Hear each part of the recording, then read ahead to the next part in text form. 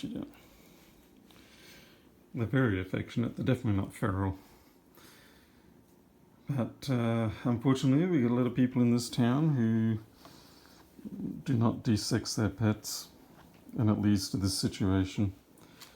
And what will happen is these ones will become strays otherwise and create a starve and you problem. So that's why we try to do what we can. Alright? Yeah. We don't mind the cost, it's just sometimes I don't have the energy. If I had probably half the energy of these kitty cats, I'd probably be able to do a lot more things. Alright guys. Yep. Good finishing fight. Say goodbye. Bye bye.